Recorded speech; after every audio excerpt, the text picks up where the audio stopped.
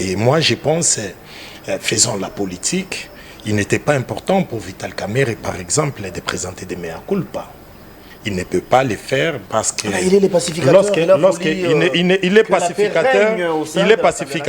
Il est pacificateur, mais il n'est pas arrivé au niveau du bureau au perchoir, c'est-à-dire au niveau, par exemple, de la présidence de l'Assemblée nationale à titre individuel, comme je vous l'ai dit. Il a été présenté par une famille politique. Donc, moi, j'ai toujours dit des familles politiques, des partis politiques, ce sont d'emprisonnement des pensées. Lorsque vous y êtes, il faut vous conformer. Lorsque vous pensez que mon parti politique ne va pas sur la ligne que moi j'ai choisie, tant mieux démissionner.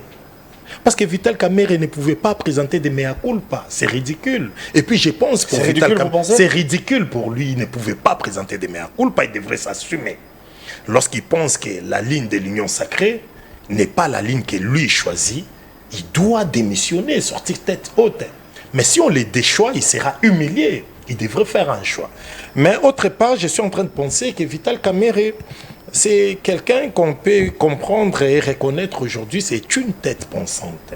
Vital Kamerhe a la maîtrise, la stricte maîtrise des fonctionnements de l'État dans sa séparation des tâches ou séparation de pouvoir, comment un État fonctionne. Et Vital Kamerhe, connaissant tout ça, c'est quelqu'un que moi j'avais toujours pensé que son mariage avec Félix Tshisekedi, c'était un mariage contre nature.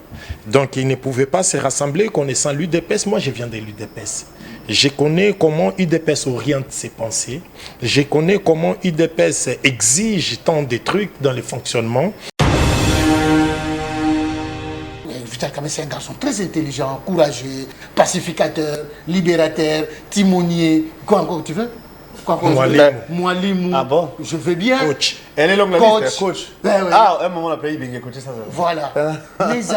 mais alors, qu'est-ce que vous allez donner comme substance dans les jours à venir? Est-ce qu'on va parler de vous dans quel sens? Est-ce que les comportements que vous avez affichés en 2022, 2023, 2024, 2025, est-ce que c'est les mêmes comportements que vous répliquez? Vous dupliquez quel genre de système? Ou lorsque vous voyez que vous êtes à la fin d'une période donnée, vous créez une situation pour se faire victimiser. Ah non, on a dit non, il ne peut pas se victimiser, ce n'est pas le moment, c'est mal choisi.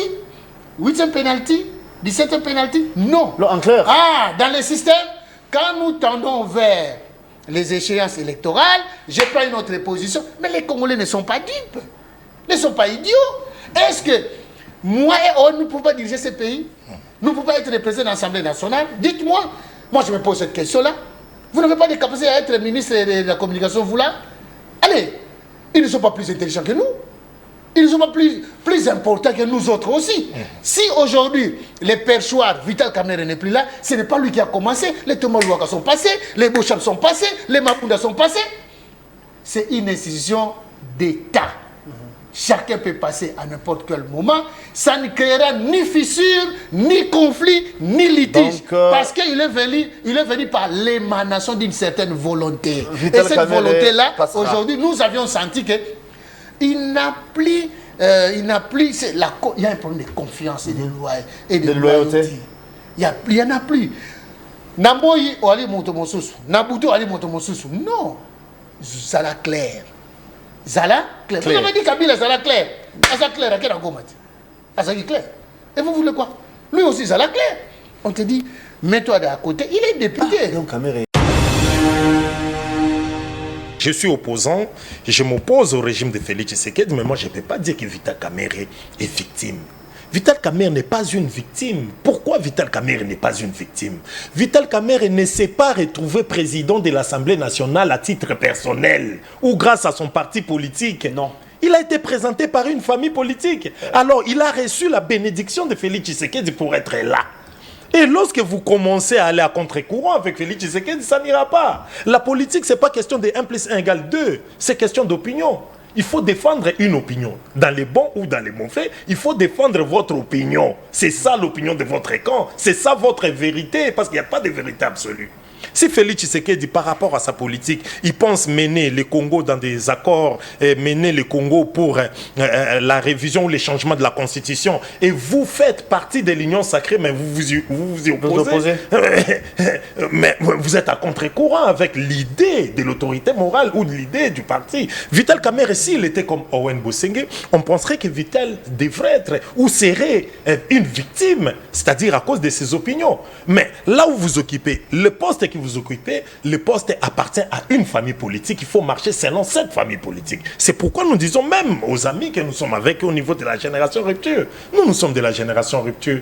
Mais comment toi, un membre de la génération rupture, on te voit des fois aller faire des courbettes aux gens que nous comptons rompre avec eux? Déjà, tu marches à contre-courant. Mais il faut tenir compte aussi du contexte. Hein. Quel contexte, par exemple?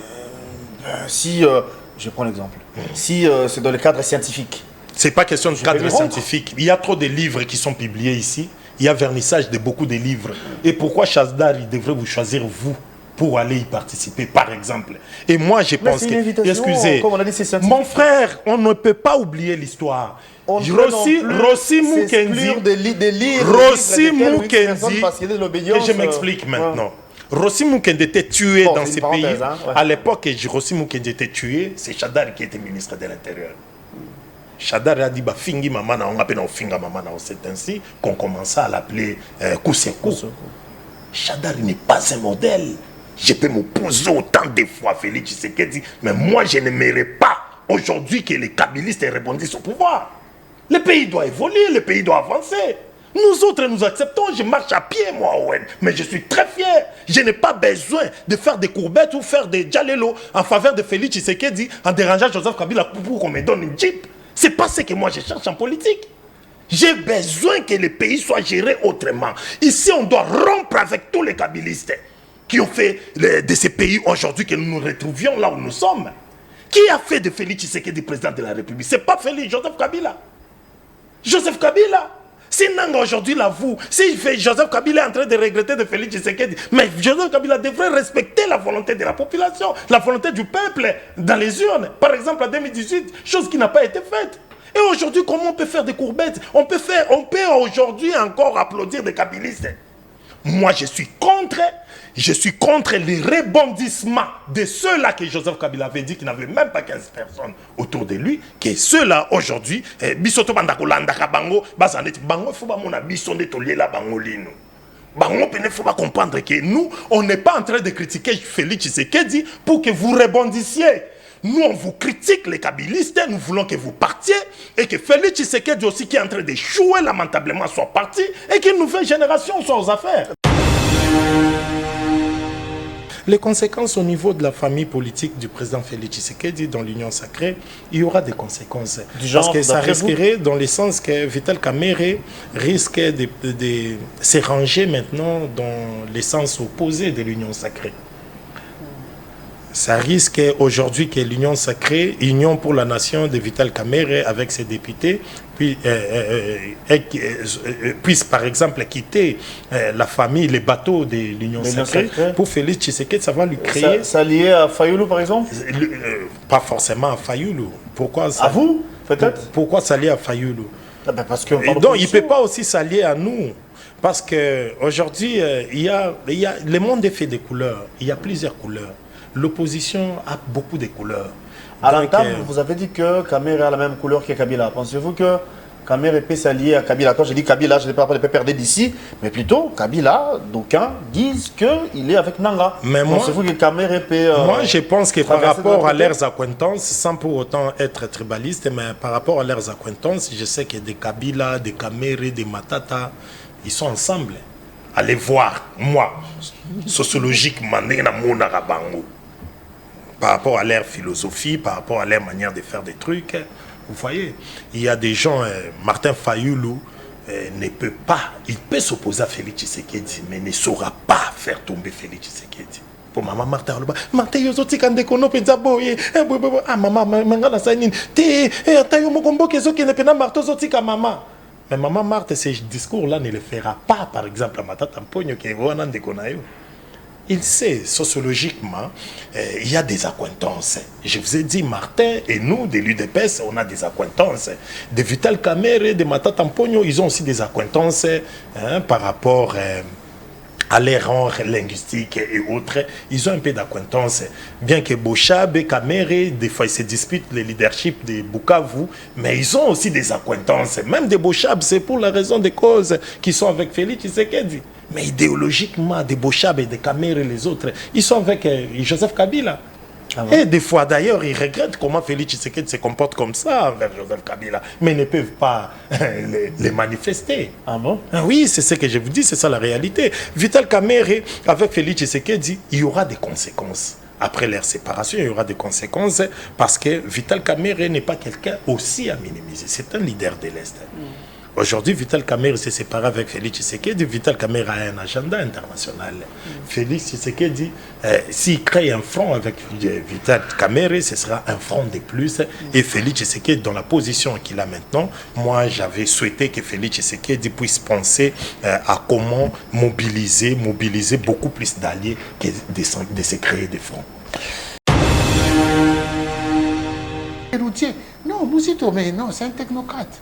Il ne faut pas minimiser les choses, peut-être que parce que c'est la tête d'une personne que vous voyez, non. La matière qu'il a met. Pour preuve, dans la preuve. Moi, c'est qui m'a beaucoup aimé la procédure. Donc il n'est pas allé pour dire que non. Il n'a pas tâtonné. Non, il n'a pas tâtonné. Il est allé tout droit au but. Il n'a pas dit que non, moi je vais faire un plan, il faut commencer d'abord par des conférences provinciaux, tout et tout. Il n'a pas fait ça. Il est allé juste droit au but, il dit tel ministère, tel. Il y a des ministères clés qu'il a réussi dès le départ et en moins de 100 jours. En moins de 100 jours. Il a le budget entre ses mains. C'est vrai qu'il y a un travail qui a déjà commencé, qui a été déjà fait avec Boji et tout. Il y a la continuité de l'État, mais la manière de procéder maintenant. C'est ça qui tue souvent le Congo. Tu vois, nous avons de beaux ingénieurs architectes ici, mais la finition pose problème. Nous avions de bons technocrates ici, mais quand vous lui donnez un travail, le travail est à mi-parcours. Donc ce n'est pas bien fignolé. Mais avec Mouzito, la mobilisation des recettes à remonter les budgets à 20 milliards, mais nous aimerions que nos jeunes trouvent de l'emploi.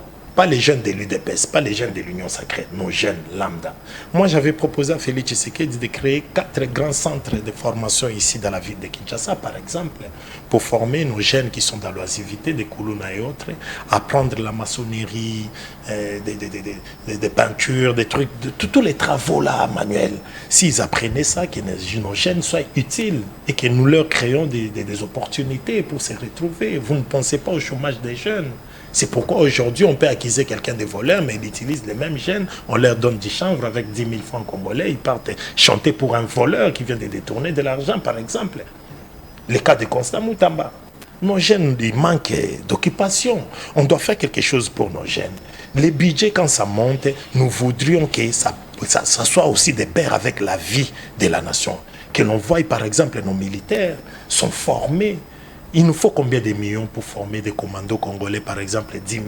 Il nous faut combien de millions? Moi, j'avais dit à Félix Tshisekedi, les 43 millions que Moudimbo a donnés à Barcelone, ça pouvait nous servir à envoyer, par exemple, nos militaires à Corée. Envoyer quelqu'un qui est tout dans la Corée, pour la fabrication de bombes. Tout ça, l'espionnage, contre-espionnage, tout ça, le président Félix Tshisekedi, pour lui, le Congo va mieux. Il n'a pas encore mesuré le poids du danger qui nous guette. Le pays risque d'être balkanisé. Par rapport à tout ce que nous faisons comme débat ici, de Vital Kamerhe et autres, ce sont des distractions. Essayons de comprendre que notre pays est en danger. L'avenir de nos enfants est en danger. Si vous vous retrouvez par rapport aux millions que vous avez, nous qui vivons par rapport au taux du jour, nous voyons que notre avenir est en danger. Rassurons-nous l'avenir de nos enfants. Le pays est actuellement mal dirigé et nous pensons que le budget qui est sorti avec Mouzito, on ne voudrait pas que l'on nous vende du vent. Les 20 milliards doivent aller avec la vie de la population. L'assiette ou les paniers de notre maman soit en rapport avec les budgets en question. Ah oui. Tous et à vous qui êtes penchés, vous qui nous suivez en ce moment, nous sommes heureux d'être des vôtres ce matin pour ce nouveau Nice Press. Nous aurons le plaisir de recevoir encore 2 invités qui l'autre fois la semaine dernière étaient avec nous. Ils sont revenus ensemble pour vous éclairer par rapport aux questions qui seront évoquées. Vous êtes sans ignorer qu'hier, il y a eu dépôt du budget de l'exercice 2025. Déjà, avec l'actuel gouvernement, l'autre fois, c'était à la hauteur de... enfin, aujourd'hui plutôt, c'est 20 milliards, $3. Et ce sont des prouesses, hein, n'est-ce pas? Parce que si elle faille estimer en termes de pourcentage, c'est plus 16%. Et nous félicitons l'actuel VPM Adolphe Mouzitou, VPM du budget bien sûr, mais du moins, est-ce que le gouvernement sera en mesure de sensibiliser, de mobiliser les fonds pour atteindre l'enveloppe? C'est peut-être cette question qui dérange des milliers, mais convaincu que nous y arriverons.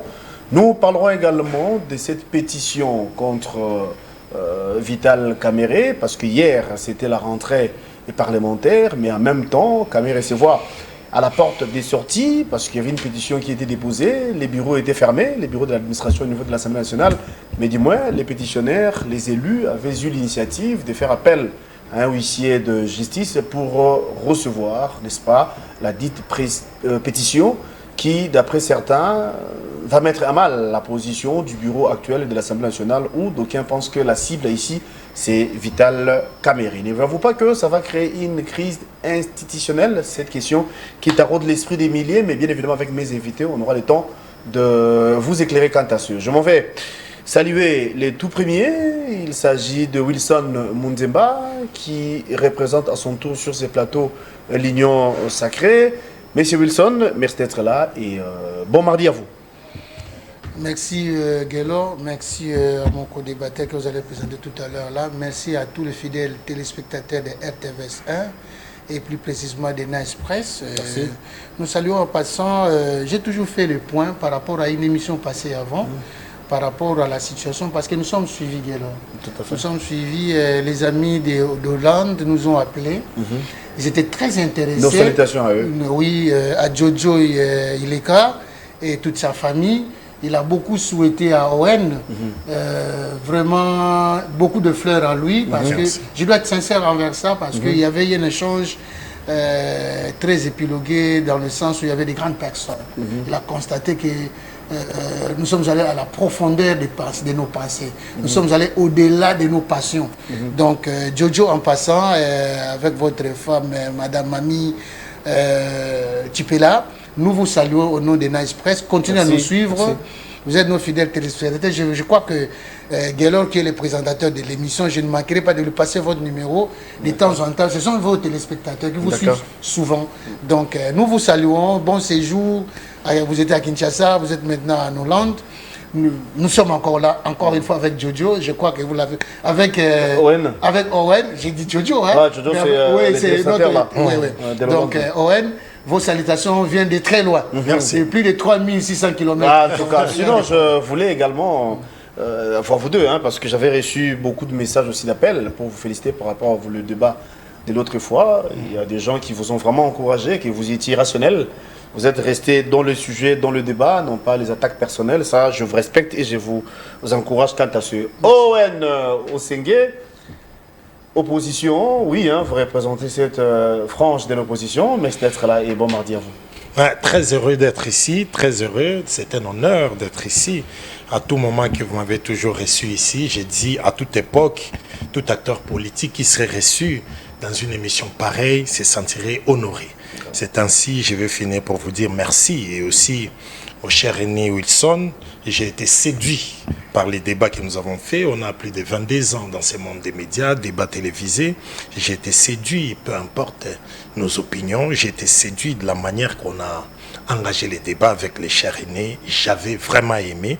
Et aussi, dans mon compte, tout le monde était heureux de ces genres de débats parce que par là, ça démontrait que nous réfléchissons pour les Congos. Exactement. Peu importe nos partis politiques.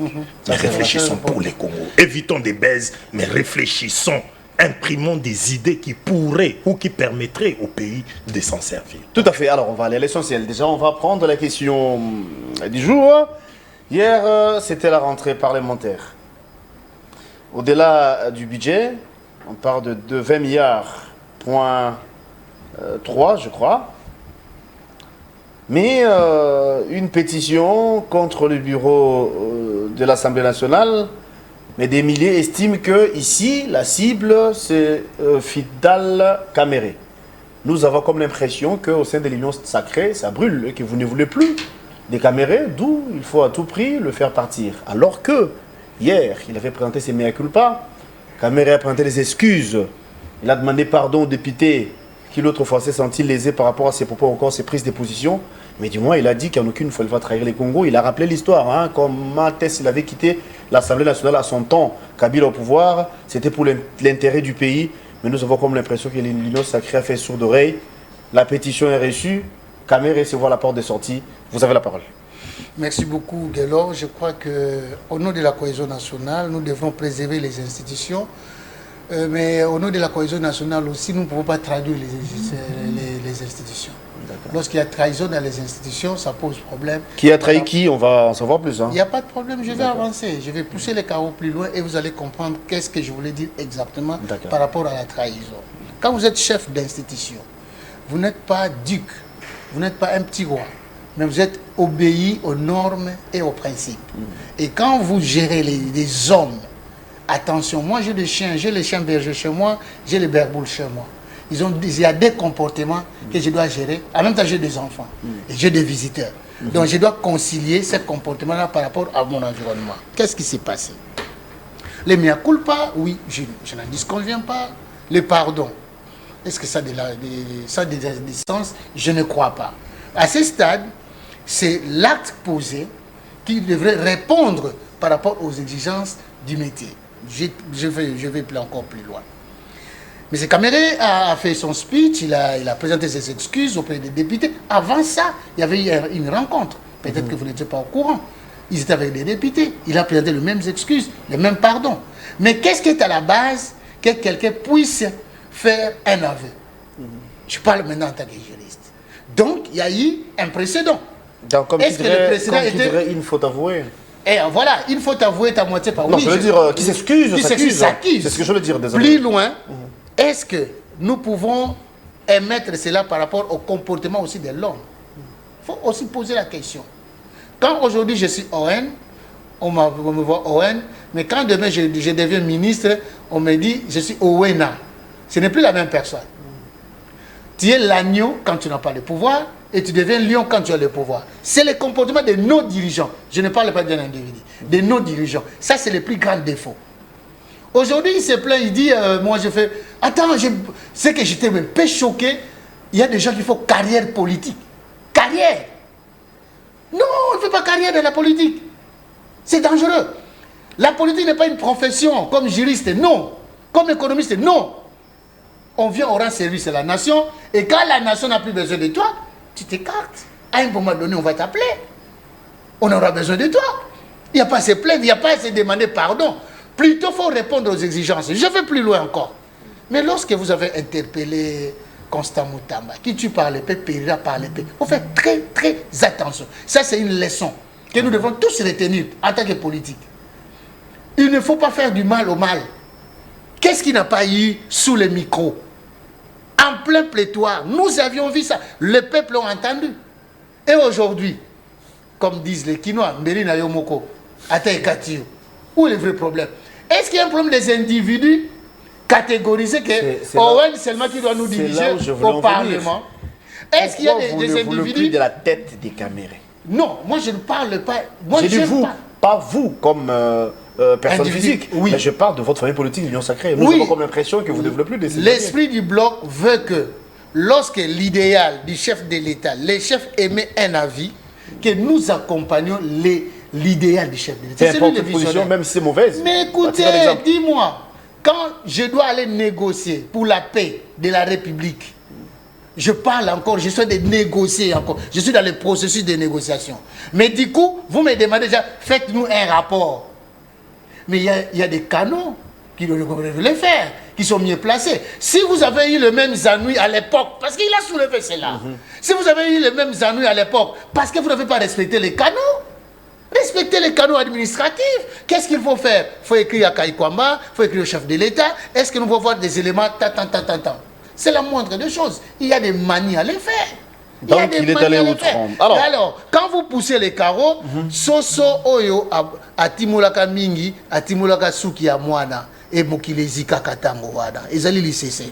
C'est pour dire que nous sommes appelés à un moment donné, au-delà de nos égos, d'approcher les chefs, de poser la question, de savoir quelles sont les idées du chef, quelle est la pensée du chef, parce que vous êtes appelé à être un collaborateur de plus près. Et en plus, président de l'Assemblée nationale, ce n'est pas une moindre. Vous avez vécu avec Mabunda, qu'est-ce qu'il y a eu? Est-ce que ce n'est pas le même mécanisme? Attention, attention, il faut beaucoup réfléchir. Est-ce que c'est l'individu Kamere qu'on a besoin ou bien le problème de la stabilité de l'institution? Parce que tout le monde parle, est-ce que ça va toucher à la cohésion nationale? Mais attention. C'est là où le bas blesse Mais aussi. non, nous ne pouvons pas composer une nation. Quand on te dit tu as mal géré, alors si ce n'est que ça, pour la cohésion nationale, il faut libérer Moutamba. Parce qu'il a détourné, soi-disant, avec une infraction. Je ne vais pas discuter sur une décision de justice, mais que je doute fort par rapport à la procédure, parce que je suis procédurier. Alors, mais qu'on se le dise, quand on te demande la gestion opaque, mais va te justifier. Si tu es sain, on va te libérer comme tu l'as fait avec 100 jours. Où est le problème? Ok, je vais vous revenir cette fois-là pour parler budget. Je suis disposé.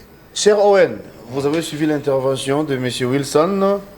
Vous et moi avions suivi ce qui s'était passé hier au niveau de l'Assemblée nationale. Nous parlons de cette pétition contre le bureau du bureau de l'Assemblée nationale. En tout cas, je m'excuse. Kamere a présenté ses mea culpa. Kamere est allé trop loin. Il a demandé pardon aux élus, aux députés. Mais hélas, la pétition a été déposée. Kamere se voit sur une chaise éjectable. Kamere est à la porte de sortie. Est-ce qu'on peut dire que ce sont des règlements de compte? Ou bien ça peut fragiliser les institutions? Certes, vous êtes opposants, mais du moins ce sont des questions qui concernent la nation. Qu'est-ce que vous en dites? En tout cas, merci de la parole. Ici, pour aller tout droit, entrer dans le sujet, je pense que, politiquement parlant, Vital Kamere, il n'est pas président de l'Assemblée nationale à titre individuel. Vous représentez une famille politique. Lorsque vous gérez l'Assemblée nationale, représentant vous qui étiez présenté par une famille politique au niveau des primaires, je pense qu'il doit suivre la ligne de son parti politique. Parce que si vous commencez à agir de manière autonome, de manière aussi individuelle, là vous vous écartez de la ligne du parti.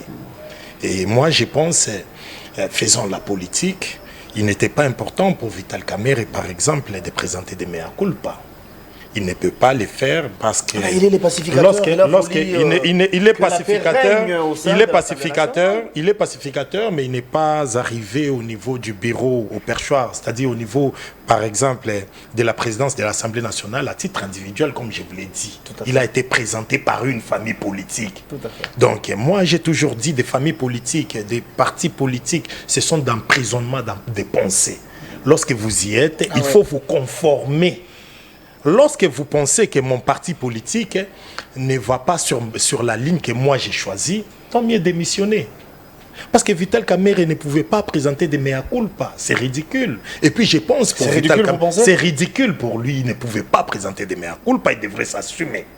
Lorsqu'il pense que la ligne de l'union sacrée n'est pas la ligne que lui choisit, il doit démissionner, sortir tête haute. Mais si on le déchoit, il sera humilié. Il devrait faire un choix. Mais autre part, je suis en train de penser que Vital Kamere, c'est quelqu'un qu'on peut comprendre et reconnaître aujourd'hui, c'est une tête pensante. Vital Kamere a la maîtrise, la stricte maîtrise des fonctionnements de l'État dans sa séparation des tâches ou séparation de pouvoir, comment un État fonctionne. Et Vital Kamere, connaissant tout ça, c'est quelqu'un que moi j'avais toujours pensé que son mariage avec Félix Tshisekedi, c'était un mariage contre nature. Donc il ne pouvait pas se rassembler connaissant l'UDPS. Moi je viens de l'UDPS. Je connais comment UDPS oriente ses pensées. Je connais comment UDPS exige tant de trucs dans le fonctionnement.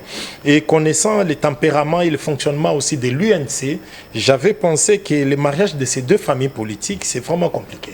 C'est là où ça nous a toujours démontré qu'il y avait quelque chose qui les avait contraints de se rassembler, Félix Tshisekedi et Vital Kamere.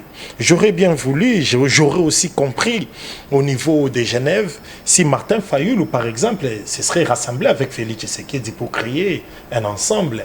Mais c'était étonnant de voir Vital Kamere, Union Sacrée, et Union pour la nation congolaise et UDPS s'est rassemblés. En tout cas, c'était des opinions divergentes.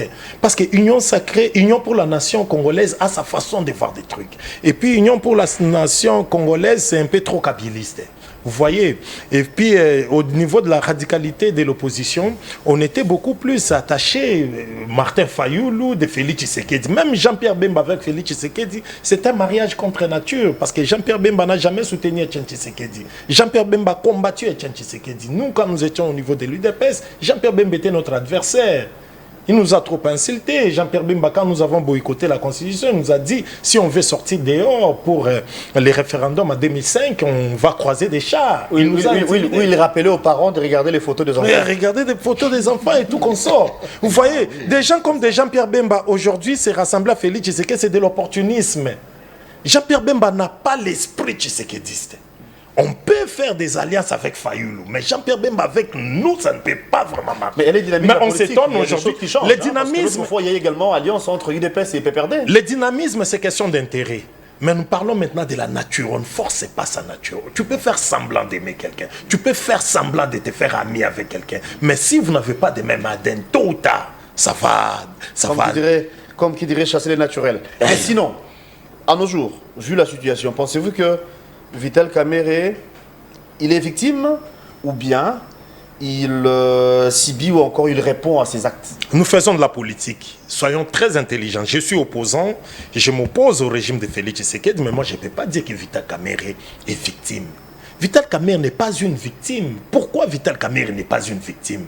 Vital Kamerhe ne s'est pas retrouvé président de l'Assemblée nationale à titre personnel ou grâce à son parti politique. Non. Il a été présenté par une famille politique. Alors, il a reçu la bénédiction de Félix Tshisekedi pour être là. Et lorsque vous commencez à aller à contre-courant avec Félix Tshisekedi, ça n'ira pas. La politique, ce n'est pas question de 1 + 1 = 2. C'est question d'opinion. Il faut défendre une opinion. Dans les bons ou dans les mauvais, il faut défendre votre opinion. C'est ça l'opinion de votre camp. C'est ça votre vérité, parce qu'il n'y a pas de vérité absolue. Si Félix Tshisekedi, par rapport à sa politique, il pense mener le Congo dans des accords, mener le Congo pour la révision ou les changements de la Constitution, et vous faites partie de l'Union sacrée, mais vous y opposez. Mais vous êtes à contre-courant avec l'idée de l'autorité morale ou de l'idée du parti. Vital Kamerhe, s'il était comme Owen Bosengue, on penserait que Vital devrait être ou serait une victime, c'est-à-dire à cause de ses opinions. Mais là où vous occupez, le poste que vous occupez, le poste appartient à une famille politique. Il faut marcher selon cette famille politique. C'est pourquoi nous disons même aux amis que nous sommes avec au niveau de la génération rupture. Nous sommes de la génération rupture. Mais comment toi, un membre de la génération rupture, on te voit des fois aller faire des courbettes aux gens que nous comptons rompre avec eux? Déjà, tu marches à contre-courant. Mais il faut tenir compte aussi du contexte. Hein? Quel contexte, par exemple? Je prends l'exemple. Si c'est dans le cadre scientifique. C'est pas question de cadre scientifique. Il y a trop de livres qui sont publiés ici. Il y a vernissage de beaucoup de livres. Et pourquoi Chasdar, il devrait vous choisir, vous, pour aller y participer, par exemple? Et moi, je pense que... Excusez, mon frère, on ne peut pas oublier l'histoire. Rossi Mukendi, je m'explique maintenant. Rossi Mukendi était tué dans ces pays. À l'époque, Rossi Mukendi était tué, c'est Chadar qui était ministre de l'Intérieur. Chadar a dit bah fingi maman on appelle on finga maman c'est ainsi qu'on commença à l'appeler Kousekou. Chadar n'est pas un modèle. Je peux m'opposer autant de fois Félix Tshisekedi, mais moi je n'aimerais pas aujourd'hui que les kabylistes rebondissent au pouvoir. Le pays doit évoluer, le pays doit avancer. Nous autres, nous acceptons, je marche à pied, moi, Owen, mais je suis très fier. Je n'ai pas besoin de faire des courbettes ou faire des djalelo en faveur de Félix Tshisekedi en dérangeant Joseph Kabila pour qu'on me donne une jeep. C'est pas ce que moi je cherche en politique. J'ai besoin que le pays soit géré autrement. Ici, on doit rompre avec tous les kabylistes qui ont fait de ces pays aujourd'hui que nous nous retrouvions là où nous sommes. Qui a fait de Félix Tshisekedi président de la République? C'est pas Félix, Joseph Kabila. Joseph Kabila. Si Nanga aujourd'hui l'avoue, si Joseph Kabila est en train de regretter de Félix Tshisekedi, mais Joseph Kabila devrait respecter la volonté de la population, la volonté du peuple dans les urnes. Par exemple, en 2018, chose qui n'a pas été faite. Et aujourd'hui, comment on peut faire des courbettes? On peut aujourd'hui encore applaudir des kabylistes. Moi, je suis contre les rebondissements de ceux-là que Joseph Kabila avait dit qu'il n'avait même pas 15 personnes autour de lui, que ceux-là aujourd'hui, bisoto bandakolanda bango, bazanet bango faut ba mona bisonde tolela bango lino. Bango il faut pas comprendre que nous, on n'est pas en train de critiquer Félix Tshisekedi pour que vous rebondissiez. Nous, on vous critique, les kabylistes, nous voulons que vous partiez et que Félix Tshisekedi aussi, qui est en train d'échouer lamentablement, soit parti et qu'une nouvelle génération soit aux affaires. D'accord. C'est ça. Vous avez suivi Owen, hein? On va, comme nous parlons du dossier Caméré, Assemblée nationale, si Caméré partait aujourd'hui, parce que c'est ça le vœu même de vous qui êtes Union Sacrée, si Caméré quittait l'Assemblée nationale, cela ne va pas frustrer certaines personnes? Est-ce qu'il n'y aura pas une crise au niveau de l'institution, des institutions du pays, voulais-je dire? Merci beaucoup. D'abord, je vais répondre juste un tout petit peu à Owen pour dire que Félix Tshisekedi est en train d'échouer, mais c'est le même Félix Tshisekedi qui est en train de construire des universités pour ON. Moi, je suis né, j'ai eu plus de 50 ans aujourd'hui. Je n'ai jamais vu la réhabilitation de l'université. J'ai vu la repeinture. Je vais créer un mot. Hein? Ouais, On a repeint l'université.